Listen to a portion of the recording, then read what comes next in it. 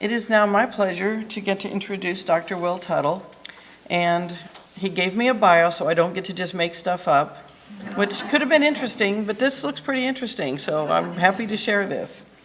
He is a composer, pianist, educator, and author of the best-selling book, The World Peace Diet.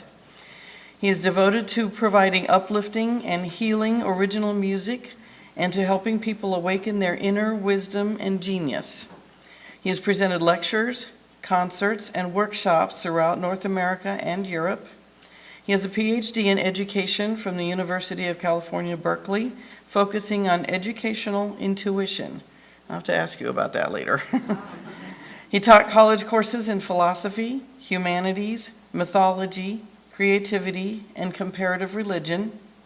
He is a Zen priest and Dharma master in the Korean Zen tradition, currently conducting a music, art, and education ministry with his wife, Madeline, who has joined us here today, a visionary artist from Switzerland. This is your art, I believe, right? And traveling and providing lectures, concerts, and workshops, inspiring art prints, cards, and books, as well as CDs of original piano music, individual sessions for personalized music and art portraits. And he has a table in the social hall with a few of his items that you can see afterwards. So without any more ado, please welcome Dr. Will Tuttle. Thank you, Becky. Thank you very much. Bless you. Wow.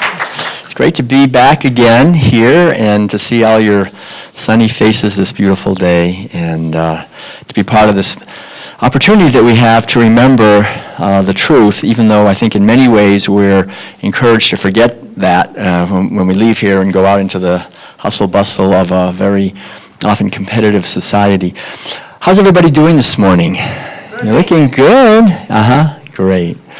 It's really, I'm really glad to be here. Madeline and I are just at the end of a 6-week tour that we've been on to New Thought churches around the Northwest, up to Canada and Washington, Oregon. We've actually been living 17 years full-time. I don't know if you saw a rolling home out there sort of by the educational building, but we've got solar panels on the roof, and we've been traveling around to New Thought Ministries.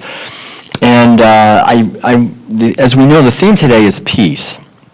And for us, as we've been traveling, we've been had the opportunity to be blessed, really, in many ways, by pretty much every Sunday being at a New Thought church somewhere in North America, and see that this whole ministry, I think, in many ways, the teachings that are happening are, I think, some of the healthiest that are happening on the planet, especially in our society, because it's a movement that's based on two things. Number one, radical inclusion, and number two, embracing the wisdom traditions of all the world's religions in a positive way where we're not rejecting or excluding or fighting with others, but really, in a sense, trying to practice the teachings at the highest level, which means to understand them, what Jesus, for example, was actually pointing at, and instead of merely believing in faith, in a sense, but to actually understand this and live this directly, and realize that what we are and what our life is an expression always of the infinite love that is the source of our life, and that when we understand that, then we begin to be able to align our lives with our higher purpose, and we begin to be a force for peace. And so, as you all know, the focus today is on peace, which to me, I love these words because they're all interconnected. When we say peace, when we say love, when we say freedom, when we say harmony, when we say abundance, when we say truth, when we say joy, we're basically all pointing at divine qualities, which are the fundamental manifestation of the only power that there is. And so in many ways, it's not about becoming peaceful. It's more about seeing the illusory nature of that which makes us apparently unpeaceful with ourselves and with others in our relationships, and the limitations. And so I think one of the main things, I talk a lot actually about intuition. You know, Madeline and I are known throughout the movement for music and art and intuitive music and art readings that we do for people. I create a 30-minute piece of music, and Madeline creates a painting, and we've done literally thousands of these. I think we're the only ones in the world actually doing these with music and art this way with piano. But anyway, we love doing it. But part of what we do when we do that is we look beyond just the personality level, because sometimes people say, well, you know, I'm having a really chaotic time in my life, I'm sure when you play the music, it's going to be all chaotic and terrible. And I say, don't worry, we don't focus on that level. We focus on the essence of what you are. And it's really interesting to see that when we get beyond the surface level and connect with the essence, the light that makes this possible, our true nature, then there is peace and harmony and beauty and a unique melody, really, for everyone, but also something that is very inspiring and very beautiful. And I think we see the same thing in the paintings as well. There's something. It's not a chaotic painting with lots of black and dark clouds and thunder and whatever screams, or I don't know. There is a sense of wholeness and harmony, and I think it's very helpful for us to have a regular practice of something that we do to quiet our minds and to remember the truth that we are. How many of you have a regular daily practice that you're engaging in? I just want to get a feeling. Yeah, if you're not, I think it's really helpful because, when we leave this sanctuary, this sacred space that's made sacred really by our yearning to connect authentically with the truth and by our understanding that we are manifestations of that truth. But when we leave here and we go out into the world, we are bombarded with the opposite messages in many ways that we hear here, like that, here.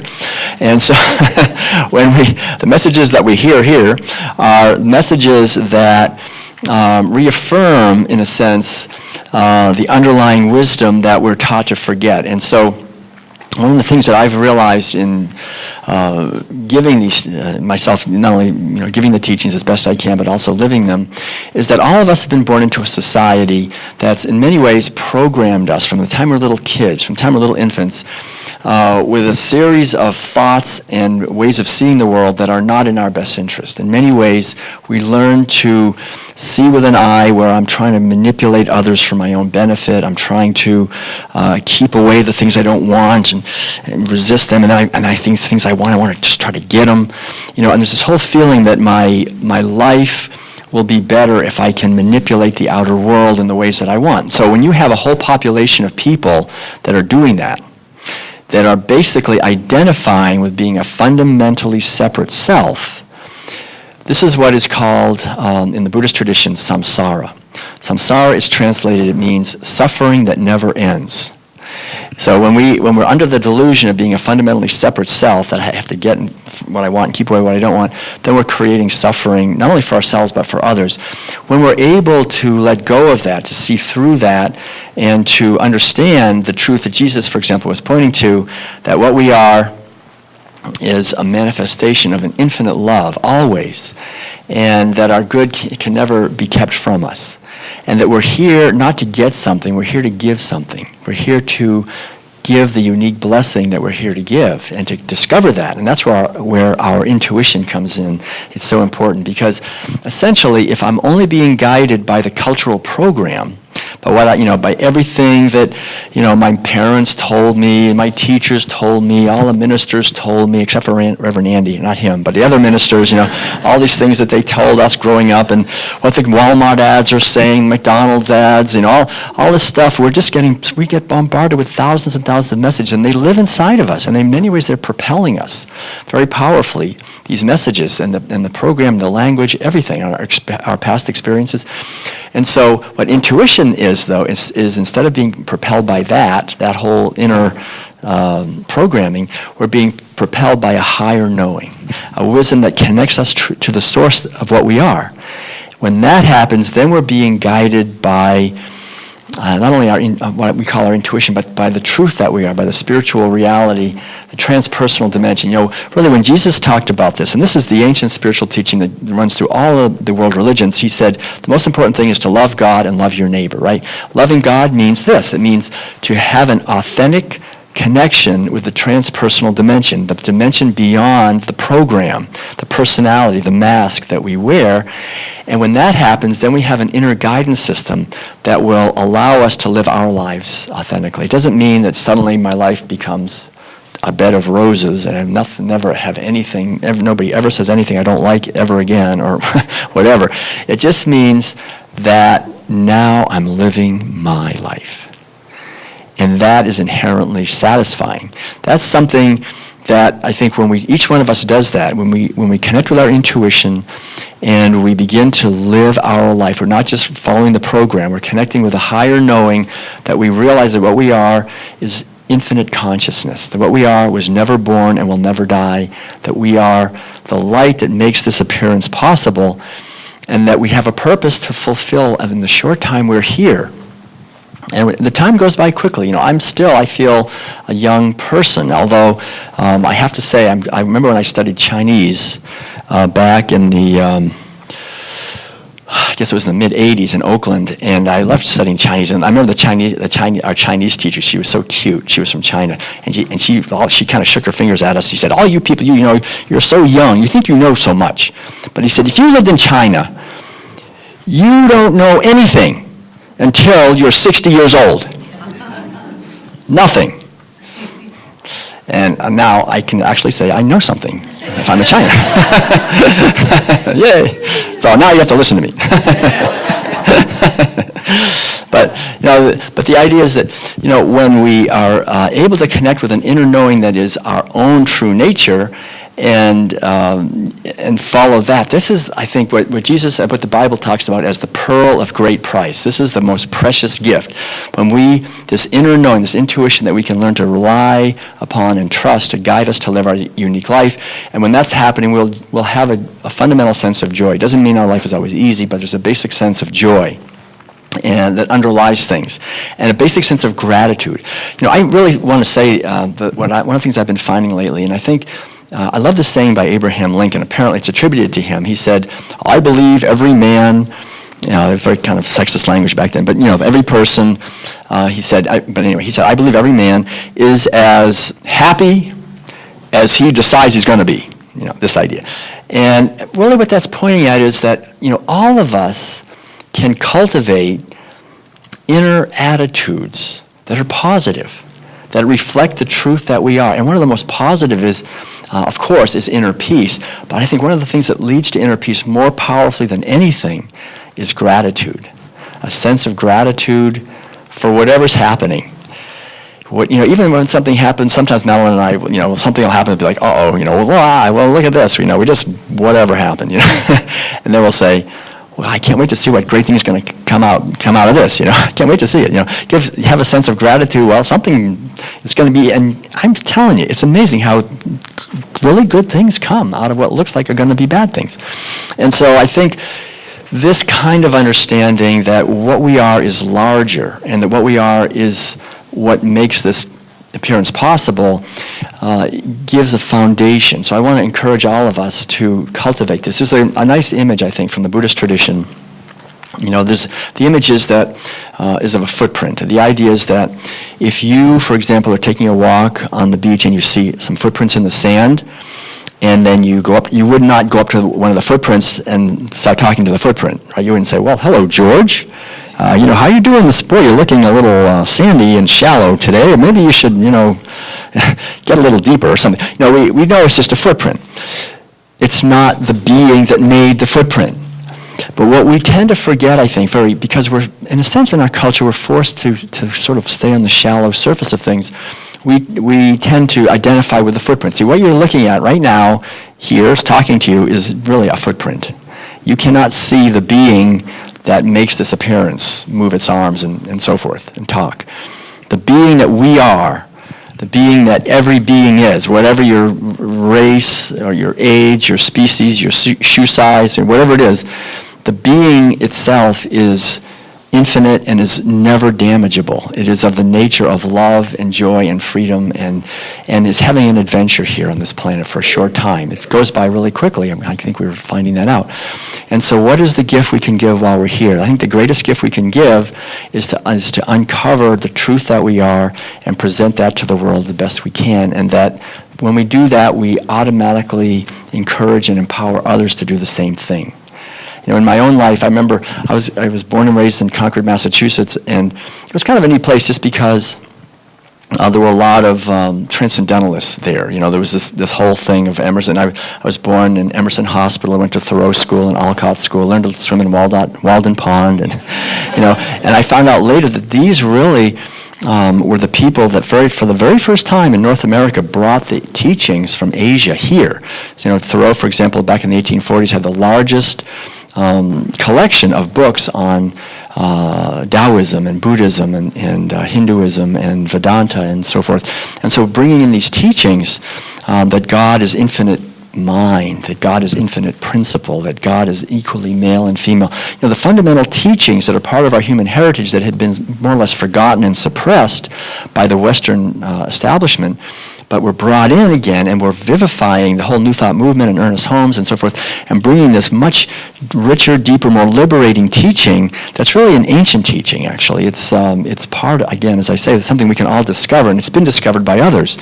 And the most important thing to realize is that not to let this die out. This is something each one of us, it's a torch we pass from generation to generation, and we're the ones to carry the torch, and it's really critical. We live in a critical time. I mean, it's very important for this teaching to get out more to our society, because if we forget this and we fall for the illusion that I'm just a separate self, I have to get what I can, we create conflict. And with the technology that we have, and the inequality and the inequity and the control by a few people of everything, if we don't, at a grassroots level, make a powerful evolution of wisdom and compassion and understanding, then I think we can see the consequences can be devastating. So I think we live in a very critical time. I talk a lot, actually, and think about this quite a bit and write about it, that we're living in a time of the resurrection of Sophia. Sophia is the ancient Greek goddess of wisdom. Intuition, as I've been talking about, has always been seen essentially as feminine. And so it's the inner feminine wisdom. It's the feminine within men and women, that the love of a mother for her children, for her babies, to protect life. This wisdom is so important, and I think it's coming back. It's coming up. And it's our calling, I think, as people who are serious about spiritual growth and are serious about leaving a planet for our children that's habitable, that's beautiful and abundant the one that we received is, that we do what we can to allow this inner feminine intuitive wisdom that nurtures and loves and protects life to emerge, because in many ways it is suppressed in our society by all the institutions. And so this is what I love seeing when I was a kid growing up. I was aware of these Eastern teachings somewhat, but it wasn't until I went away to college and actually started diving in and reading books on Zen and reading actually what Jesus was saying, also books on the Tao Te Ching and Bhagavad Gita and all these things, and began to see that there's this huge movement that's been alive on our planet for thousands of years among people, and it's given meaning and purpose and incredible positive transformation to people and to cultures. And I remember reading, I won't go in depth, but I remember reading a book called Cosmic Consciousness. Have you ever heard of that book? Written by Richard Buck back in the 1890s from Canada. He basically said everybody basically lives in this state of what he called self-consciousness. That's caring about myself. And I've already talked about that. That's samsara. That's suffering that never ends. But he said certain people had just attained this cosmic consciousness, this higher level of awareness. People like Jesus and the Buddha and great poets and sages and saints and mystics, both men and women, over the centuries. And he said it is the destiny of humanity that everyone will attain cosmic consciousness. This is our purpose. This is the project that we're supposed to do while we're here. And I remember coming back home from college after reading about this and getting really excited and saying, okay, that's it. That's what I want to attain cosmic consciousness. And I remember telling my father about it, and he was not as enthusiastic as I was. And he said, well, I'm paying a lot of money for this college education you're getting, and I'm not sure how you're going to use that actually in the real world. But my brother, interestingly enough, said, yeah, let's do it. Let's attain cosmic consciousness. That's the thing we should do. My little brother, my brother Ed. So as soon as I graduated from college, we headed off. And remember, we left home and we went down the driveway. We had some fresh baked cookies from my mother, and we headed west. We thought, what we're going to do, the way to attain cosmic consciousness, there's one way to do it. Because we're trying to figure out, well, what do we do, And we realized there is a solution. There is a way to attain cosmic consciousness. All you have to do is you just have to go to California. That's what we thought, This was back in the 1975. Things were happening, in San Francisco, and we thought if we just get there, it'll just happen.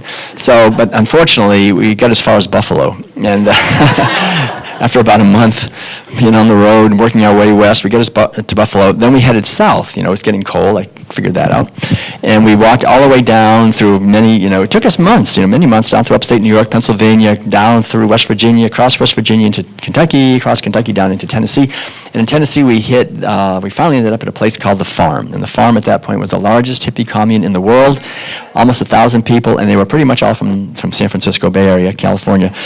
And so we kind of felt like we met them in the middle. But the thing I want to just emphasize here is that I remember on that walk we had no reason to be happy in the outer world. We didn't know where the next meal was going to come from. We didn't have any money. We didn't have any security. We weren't doing what we were supposed to do. My parents didn't think it was a good idea. Nobody thought it was a good idea. Everybody thought it was crazy. It was ridiculous. And yet I remember feeling this sense of joy that I hadn't felt since I was probably 1 or 2 years old. There's this sense of just these waves of happiness. And I think that's what I'm talking about. I think all of us, if we follow our intuition and we live our life, that it doesn't mean we'll have security and whatever, or approval and all these outer things, but it does mean we're living our life. And when we do that, then we are contributing not only, I think, to the joy in the world, but also to the peace in the world, because we're at peace with ourselves, we're making our contribution, and we create a field around us that naturally encourages other people to do the same thing. They see someone doing that, they go, you don't have to say anything. It just kind of does that. And then when we have a whole community of people that are all doing that, in a sense, and what I mean by that is we're all doing our inner work on our own, connect with our intuition, connect with our wisdom, connect with the inner joy and gratitude that we are. We come together in a community to understand that more deeply, to support each other in doing that, and to spread this into the larger community. Then we're living a life on this planet that's worth living. I mean, it's something we're making a contribution. And I feel so grateful, actually, in my life that I was able eventually to get to California. And I lived in San Francisco. I lived in, Tibetan Buddhist meditation centers and Korea. I went to Korea, became a Zen monk, shaved my head, and then I was able to teach, college in the Bay Area. Got my PhD at Berkeley and traveled. Been traveling now for 20 years to New Thought churches with Madeline. I met Madeline in Switzerland, which was, I always say that, the two smartest things I ever did. One was to become a vegan, not eat any meat anymore, and the other was to marry Madeline. That was the best thing, the two best things I ever did. But really, I think when we look deeply into the nature of reality and into this short time we have here, I think we realize that these two commandments, in a sense, these two fundamental things, to love God and love our neighbor, that is it. That is the key to peace, freedom, justice, and wisdom and compassion. And they feed each other. As I connect with my own inner wisdom, then treat each other with kindness and love and respect. And I think that's the final thing I'll just leave you with, the hidden key, that I think we're called to treat everyone with kindness and love and respect. Not only other human beings, or powerful human beings, but human beings who are poor, human beings who are in the sense of not having a lot of money or who are vulnerable, and also non-human animals, like the animals that are suffering so much at human hands. To try to do the best we can to be a force for kindness and love for all living beings. That when we as a society learn that, and each one of us can contribute to that, then we'll be worthy to have a world of peace. Until then, we won't, because we're not at peace. We're using others and harming others for our own benefit. So the whole idea, as Jesus said, as Buddha said, as all these great teachers said, is, and Gandhi, I think he summed it up perfectly. He said, be the change that you want to see in the world. He also said, there will be no positive social transformation without positive personal transformation. These are the keys, and that means questioning all the official stories in our society, and it means connecting with our intuition and treating all living beings with kindness and with respect. And that's, I think, the way forward. So much love to all of you. I know if you found your way in here, you're already working hard to bring these truths into reality, and I'm very grateful for that. So keep up the great work you're doing here, and much love to all of you. Thank you very much. Bless you. Thank you.